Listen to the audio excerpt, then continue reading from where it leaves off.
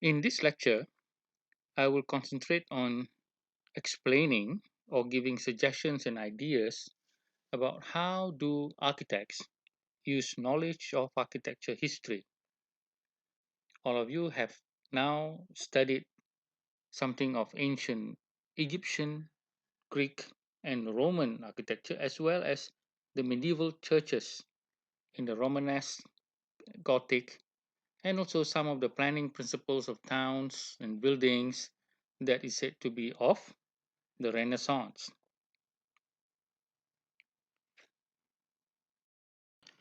Now, for administrative buildings, such as the ones that you see in Putrajaya, some architects use the grand approach and axial planning layout that is used by the Egyptian temples and tombs in order to create the idea of grandeur. A grand approach here means that you would come straight on and you would see the building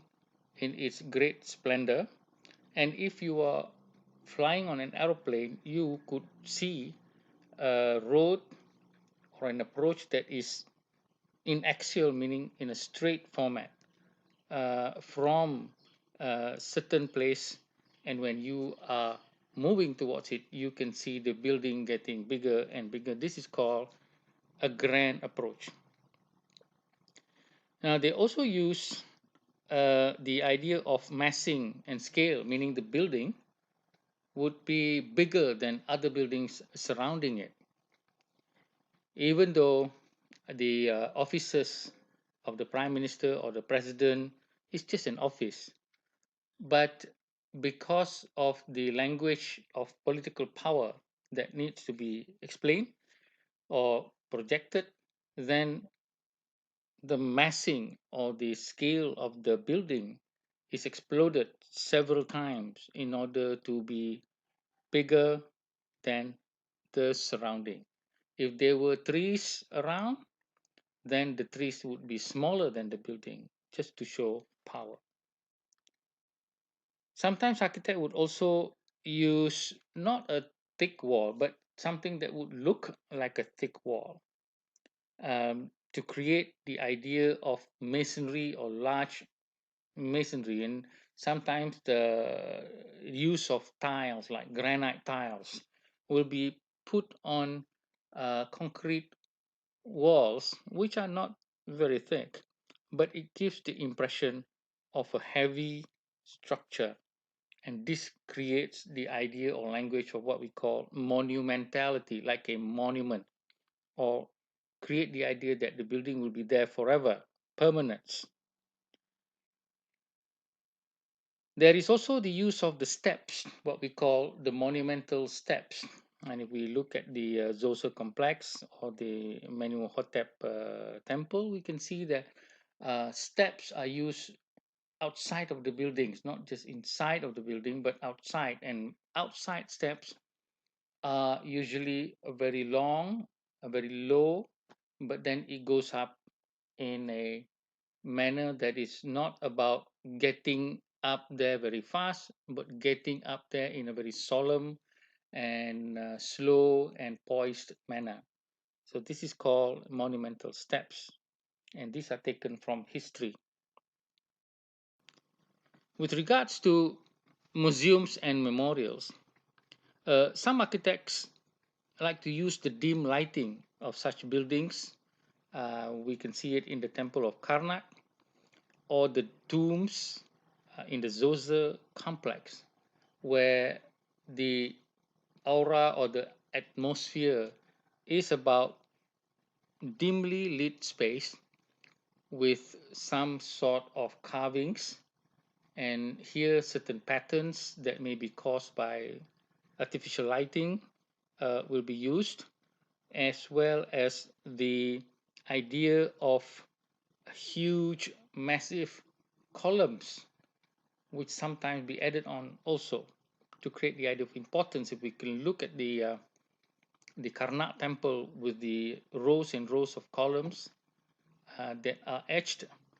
but the monumental or the hugeness of the columns helps create the impression that the space is very important because it has huge columns and it has rows and rows of these columns. And this would be the idea of a lot of people standing to give respect to some sort of artifact. And artifacts in museums and memorials are things like paintings, sculptures, and in case of memorials, it could be um, the remembrance of those who have died in the form of certain plaques, can be seen to be similar in the idea of a tomb atmosphere. Universities, such as some exciting places like Taylor's University, if you happen to be there, and even towns, very well made towns in Malaysia, such as in Taiping, colonial towns.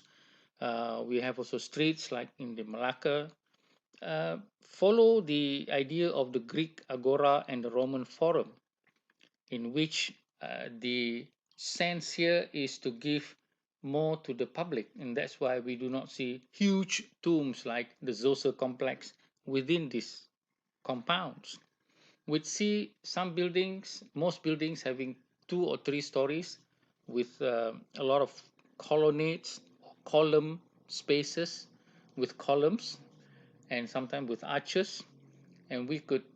look at certain important buildings being of 4 or 5 stories only, not huge buildings, because this is to create the idea of a people space. So the scale of the buildings around are not the scale of like what we see in Putrajaya, administrative centers, because it is not supposed to give the idea of political power, but it's giving the idea of democratic political power to the people in the sense that all of the people are equal and that not one of them is better than the other, even though there is a municipality building or there is a institution or government institution building. But the government is supposed to be by the people, of the people, and for the people, and therefore it's not supposed to be too big in scale within the towns of modern countries. The compactness of the square, if you compare such places like in Putrajaya, the Great Circle, which is too big, it is called a monumental scale because this is supposed to be for the idea of a parade during the independence celebration, and it is only to be used sometimes. But in the streets in the town, like the agora or the forum, people are there all the time, and festivities, meetings, gatherings, informal or formal, are held within the hustle and bustle of these towns and squares and streets that emulate or follow those of the Greeks and Roman planning principles. For theaters and stadiums like the ones that we can see in the Greek as well as in the Roman architecture, similar ones using steel architecture, reinforced concrete, develop such things like indoor stadiums that we have seen, as well as the outdoor stadiums, sometimes using tent structure with the seatings emulating the way that it has already been done in the past. But we can also see cinemas, movie theaters, as well as a cultural centers where the performance of live performance on stage are still being enacted and still considered to be a cultural event, a very religious event in some places like or in some cultures like the Chinese opera. And this is also something which follows the ancient architecture. Universities such as Taylor's, if you look very carefully, or if you've been to the Lakeside campus, you can see that they are trying to do something of a outdoor theater with the monumental steps that goes down towards the lake, and this is a suggestion or an informal theater It's not supposed to be a theater, but it could be one. And this is an interesting suggestion of what can be construed as a public theater. There are also parliamentary sittings that is in the form of a circle or a half circle that would give the idea of equal standing to all of the parliamentarians. And we see that the semicircle and the raised seating gives the impression that every single individual is important. And this is a powerful language in such places as a university lecture theatre, as well as a parliamentary sitting. Modern shopping malls, most of them would include some sort of a public space or at the atriums. If you could see in the Sunway Pyramid as well as in Alamanda, we can see under the the domes that there are some kind of resemblance of a square, which has sometimes a fountain, sometimes a sculpture, sometimes it's about a seasonal fixture. Like in during Hari Raya or during Christmas, they would have a snow-like um, material and build up little houses and little carriages that form some sort of a sculpture, just like in the Renaissance piazza, which has all these elements that makes it an exciting place to be in. And certainly, if we go to the shopping malls, people would gravitate towards these atrium spaces, which are similar to what is known as the piazza in the Italian Renaissance planning principles. And surrounding it would be a 2 or 3 story gallery space, and you can see that most malls are not more than 3 stories or maximum 4 stories because the scale would be too big if it goes above 3 or 4 stories higher, and that would create a less than human scale. And people can come and sit at the fountains or the planter boxes and some sittings, and that create a resemblance of a city of the. Finally, we have the mosque, churches, and temples. If we go to a big mosque such as those in Putrajaya again, the Sultan Mizan Mosque or the Masjid Putra, we can see many of the ideas of the Gothic and Romanesque churches